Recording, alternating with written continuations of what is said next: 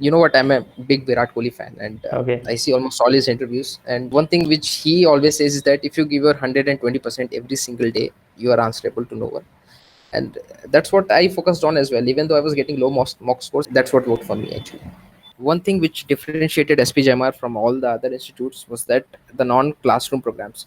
So Okay. there is this program called Abhyudaya, and that's literally a life-changing moment for that person. And the GI2 mostly is ethics-based interview. So in that interview, they're trying to know that what you are as a person. So what happened is I'd like to share my experiences from GI1 and GI2.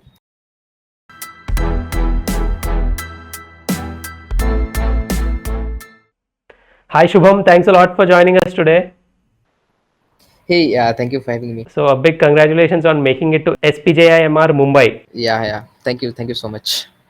So firstly, can you tell us a little bit about your education background and then when you started your whole journey towards CAT? Yeah, sure. So I'm a software engineer by profession, and Okay. I've done my graduation from NIT Allahabad in Okay. computer science and engineering, and I'm a 2019 pass out.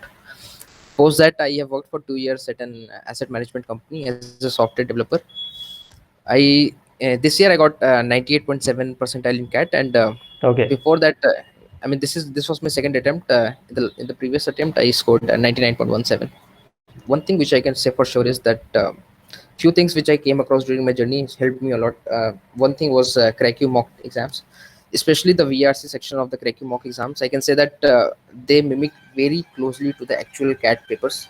That Okay. was an immense help. And another resource which I would like to point out here is that as the exam was closing down, there were a few videos by Saili ma'am and Maruti sir where they were, doing the revision kind of a thing. So that helped me a lot as well in my quantitative aptitude sections where I was able to revise the whole things Right. using one video. So that was really, really helpful. Right. So firstly, can you tell us about your CAT preparation journey? Like how did you prepare? How did you go about preparing in each section? What was your strategy in each section? Yeah, sure. So when you talk about CAT, there are few things which are very universal in terms of CAT preparation. So I'll quickly point those out. So for Sure. VRC section, first thing is reading is very important, and not just reading. You should be reading from diverse sources and diverse topics so that you have that mindset and you are able to understand the author. Right. And when you see the CAT RCs, you find a few sources which are very common. For example, you have the Atlantic magazine, you have the New Yorker magazine, you have New York Times, you have Aeon essays. So these are the sources which one should definitely look into while preparing for VRC section.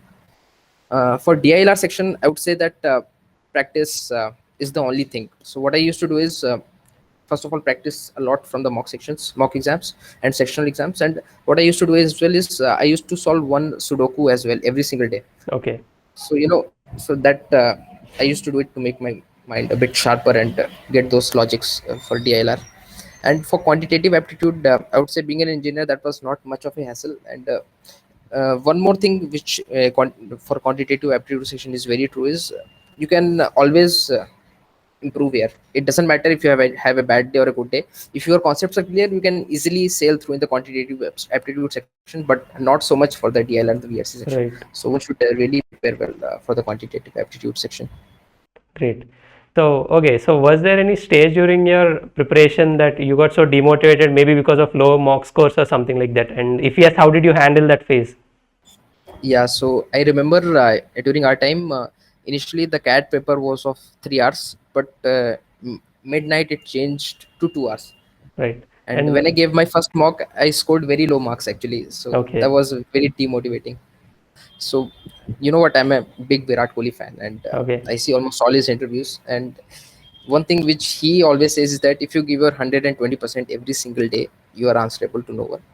And that's what I focused on as well. Even though I was getting low mock scores, I know that okay, this was the best I could have done. The constraints may change, the situations may change, but Right. this is what I need to keep doing, and that's what worked for me actually. Perfect. So, okay, now let's discuss about the whole interview process of SPJMR. So, you got shortlisted based on your profile or profile come score based? I got a profile based shortlisting for SPJMR. Okay, great. So can you tell us how did you prepare for the whole interview and each stage of the interview process? Yeah. So I mean, I'll give a few things about the interview process at SPJMR. So at SPJMR, we go through two interviews. Okay, so there is Okay. GI1 and GI2. Both of these interviews are group interviews. Okay. So what happens is there are not just one aspirant, there are like three or four aspirants from different specializations, and there will be panelists in front of you, and they will be asking you questions one by one, and they can also ask questions based on some other aspirants answers as well. So you need to be very attentive. So that's how the interview process works. Okay. How did I prepare is, first of all, I did a lot of research about the institute, because really wanted to know what does institute have to offer to me. What all programs does it have to offer me? What all courses does it provide to you? What all faculties are there? What is their alumni base and all? Right. So I did a thorough research on SPJMR. I also checked all their social media channels and all the content which they're posting. So that is one essential thing. I'll talk to later that how this helped me. Okay. Second thing is, I read a lot of interview experiences. So when you read those interview experiences at various social media platforms, you get to know that, okay, what they are actually looking for. And based on my observation, what I found was, in GI1, what they look for is, why are you taking that specialization? So you have Right. four choices while filling the SPJMR form. Right. Choices are marketing, finance, information management, and operations and supply chain. So you have to choose one of these specialization, and then they will call you based on your profile, that does it match with the specialization or not. And then you will be asked questions that, okay, why finance? For example, for me it was finance. So I was asked that, okay, why finance, and which company would you like to work for in financial sector, and why that company. Then I was asked questions on behavioral finance. So these are the things that happens generally in GI1. Okay. And the GI2 mostly is ethics based interview. So in that interview, they're trying to know that what you are as a person. So what happened is, I'd like to share my experiences from GI1 and GI2. Sure. As I mentioned, that I checked all the social media channels of SPJMR. So there's this YouTube channel as well of SPJMR, where I found that the dean, the ex dean, the previous dean at SPJMR, he was giving a lecture on behavioral finance. I That was very new to me. I had no clue Okay. what behavioral finance was, so I watched that whole lecture. It was for 1 hour. Okay. Now in GI1, one of the interviewers asked me, "Do you know about behavioral finance?" I straight away told her that, okay, there was this session which the dean took, and that's how I got to know about it. And then we started discussing on that thing. So Right. that's how, she was impressed that, okay, I'm doing something basically. So that's how my GI1 went. And in GI2, I remember, I asked that, why is it important? I mean, what it is special about the handwritten letters? So in my form, I had written that. So SPJMR form is like a trip down the memory lane. So they'll ask you all different questions. So in one Right. of the questions, I had mentioned that I like handwritten letters. So professor asked me, why do you like handwritten letters?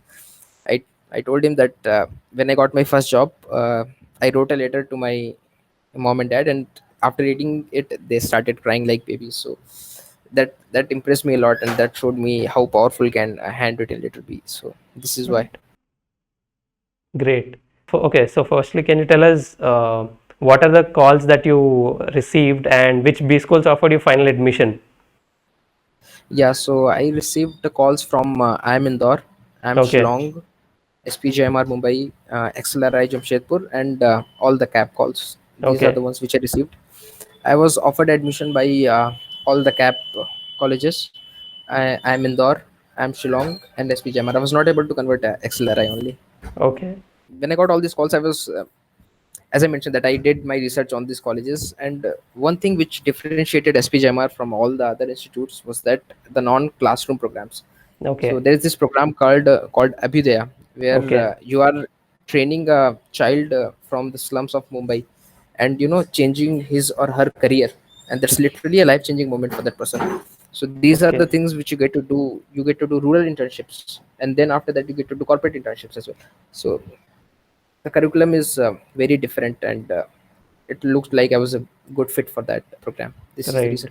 Great. So you got profile-based shortlist. So can you tell us can you provide us some tips on how to build one profile? Yeah, so essentially, the profile consists of your 10th and 12th marks. Okay. So these are the three essential core things. So if you do better in these things, there's a high chance of you getting a profile based call. Okay. Apart from it, if you have relevant work ex, for example, you are applying for marketing and you have worked in a marketing organization, that again comes out as a very good plus point. Right. Apart from it, you can do a few certifications as well in the required specialization which you are choosing, so even that increases your chances of getting a call. So for me, what I did was I did a few certifications from Udemy, Okay. and you can do like courses on accounting and basic finance from Udemy or Coursera. You can go any of for these MOOCs, so Right. that helps. So SPGMR process has three sections basically. So you are given a VAT, and then Okay. GI1 and GI2 happens on the same day. Now, as part of VAT, the topic which you are given is very contemporary in nature. Okay. Generally, it's not for me. It was not related to current affairs. I was given a topic, given a choice. What would you choose, mountains or beaches? So, Okay. and you're given like 10 to 12 minutes, and you have to write everything you can in those times. It's very interesting process, believe me. Right. So finally, what are some tips that you'd like to give the future CAT aspirants and also those who are targeting SPJMR? Okay, so I would say that first of all, read a lot about institute. That helps a lot. As I mentioned, that you can bring out things which you have already done research, and also that helps a lot. And do not lose hope. Just give your best every single day. Just Right. as I mentioned it already, giving your 120%. All the future aspirants, one advice which I would like to give is when you're going for CAT and going for interviews and everything, there's a lot of randomness involved. You never know if this is your day or not. So Okay. what I'll say is give your best shot, give your 100% every day, and do not worry about the outcomes. You will sail through, believe me. Right. Few things which I would like to highlight here is that there are generic questions like why MBA and tell me about yourself. Right. One should keep in mind that these answers are not copied from any third party source, and then you're just speaking it. It should show your individuality. If you're going to do Right. MBA, then why are you going to do MBA? It should relate to your life journey, that okay, how did you end up here? And similarly, this tell me about yourself as well. It should show who you are as a person, irrespective of your academic backgrounds and extracurriculars. That is very important. Perfect. So thank you so much, Shubham. Thanks a lot for sharing your insights with us, and all the best for your journey to SPJMR. Thank you so much. It was really great talking to you.